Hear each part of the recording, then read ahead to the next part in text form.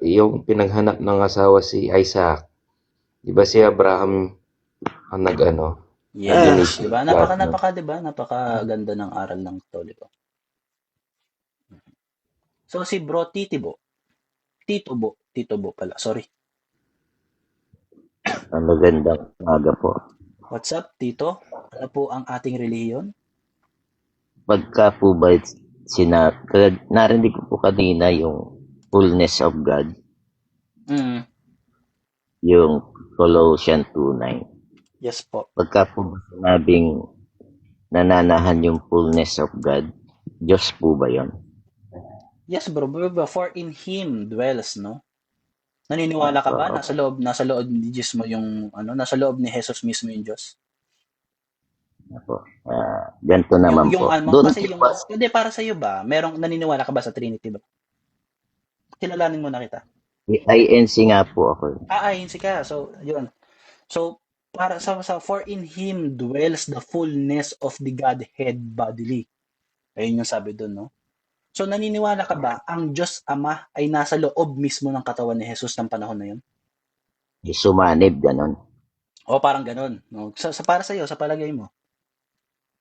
Sumanib. Parang sa inyo, sumanib. Hindi ganun sa amin, bro eh. Kasi sa amin, nagkatawang tao. Hindi Sumanib. ko po eh. Sabi mo kasi, bro, nagkatawang tao kasi sa amin. So, yung divinity is talagang nasa loob ng katawan.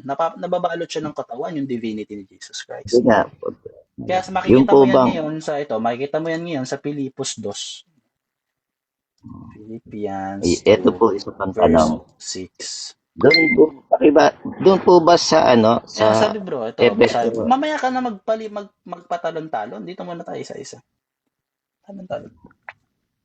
Si Shemay. Hindi kami tumatanggap ng iglot dance or yung muklo dance, Muslim dance. Muslim dance kasi yung mayroon kayong topic tas magkakaroon lang siya ng red herring kung tawagin. So hindi tayo ganon. Hindi tayo magpapaano sa ganon. Doon muna tayo sa yung pagkakakonekta niya. Sabi, who thou, he was in the form of God, did not count equality with God a thing to be grasped. So therefore, kung hinayaan ni Jesus, or kung ginawa ni Jesus, grinasp niya yung pagiging equality with God, hindi na siya magiging normal na tao. Ang mission niya nga maging tunay na tao at tunay na Diyos. Yun nga yun eh. Kung nakipantay siya sa Diyos doon sa panahon ng pagiging tao niya, hindi na siya tunay na tao. Tunay na Diyos siya, pero hindi na siya tunay na tao. Nakipantay siya habang nasa katawan eh. Di ba? Ayun, sabi doon. Di ba? Ayun, sabi naman doon sa Colossus 2:9. Colossus 2:9. Diba? Next question na po ba? Dwells bodily, ibig sabihin, nasa loob niya talaga yung pagiging Diyos. Ibig sabihin kasi yung spirit niya is Diyos talaga. Tapos makikita naman natin sa may John. Sorry. Kanya pa ako digay. John 1:14. Next question na po ba? Ilan ba tanong ka, bro? Baka madami naman yung sobra, kasi lilipat pa kami sa ibang Isang tanong pa lang ako eh. Doon pa lang po sa pool. Hindi pa nga tayo tapos sumagot eh. Hindi ka pa tapos. So, sige, hintayin ko. Sabi doon, and the Word became flesh, dwelt among us, and we have seen His glory as the only Son from the Father, full of grace and truth. Ayun ibig sabihin, Yung word daw, naging became flesh. Pero ano ba yung word na to? Ano ba sinasabi yung word na to? Sabi, yung word daw, yan. In the beginning was the Word, and the Word was with God, and the Word was God daw. Yung Diyos pala yung Word na naging tao. Kaya yung sinasabi dun sa Colossus 2:9, na for in Him dwells the fullness of Godhead bodily. Nasa loob niya talaga yung pagiging Diyos kasi Diyos nga siya na nagkatawang tao. Tapos makikita naman sa Pilipos, hindi niya pinagpilitan na maging kapantay ng Diyos. Pero kapantay niya, hindi niya pinagpilitan kasi meron siyang mission. So, okay, bro. Next question, bro. Doon sa Epeso 3:19, Efeso yung mga 3:19. alagad, na, yung kapuspusan ng Diyos, na fullness din sila, di ba? Diyos din ba yun? Tingnan natin.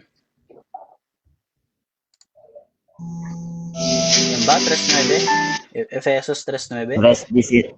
3:19. Okay, okay.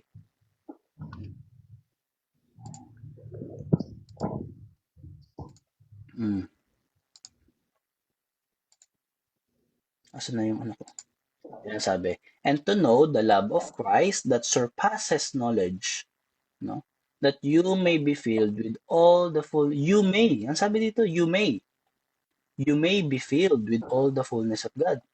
Sinabi ba dito na-filled sila talaga na at that time na-filled sila, or sabi you may? Prayer to Ayan, bro bro. Prayer to Yun. prayer to ni San Pablo sa mga taga-Efesos that you may be filled.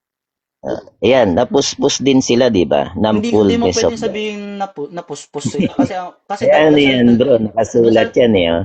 Kaya ang sabi, ano bang basa dyan, bro? Para sa'yo, anong ibig sabihin ng you may? Ayan, Anong ibig sabihin yan? pinuspos din sila, bro. Pinuspos din Ano sila nga natin, ng bro? buong puspusan I-Google ng Diyos. Translate nga natin, bro. Yung you may be Ayan. filled. No, you may.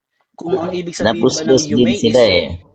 mali, bro, yung unawa mo talaga. Ano mali? unawa Ayan, mo? nakalagay na, bro. Naka-letra for letra, oh. Hindi, ang sabi Bro, dito, ano yung bro, you may? Filled with all the hindi, fullness of God. di binasa Bro, yung hindi binasa yung you binabawasan may. mo eh. Ibig sabihin, napuno ang mga alagad ng Diyos buong ko. kaspusan. Binabawasan mo Koy. yung Bible, bro? Anong binabawasan? Ayan, oh, filled na nga, oh. Filled with Ano yung all you may the dyan? fullness You of may God. be. Ano yung you may be? Anong ibig sabihin nun? Ayan, napuspos din sila. You may Kasi be, niya ano nga pinapansin ibig lang, Ken, sabihin? sila sinungaling to. Hindi sila napuspos, bro, dyan. Sinungaling Ano to. ba yung you may be? Paliwanag, paano natin? Sinungaling, no? Ayoko talaga makipag-usap sa mga ganun. Kaya yung alamat kanina, binaba ko, hindi yun handa makinig eh. Pero yung sabi, prayer to ni Pablo para sa mga taga-Epesos, no? That you may be, sana, mapuspos kayo ng buong kalooban ng Diyos. Sana you may. You may. Grabe talaga. Grabe, kengkoy talaga. Binawasan? Binigay mo pa to, edi nagmukha ka tuloy talagang ay nako talaga, ewan ko na lang. Nakakalungkot lang. Wawa talaga. Pero, what's up, Uncle Fred pala? Kamusta? Ng ano kasi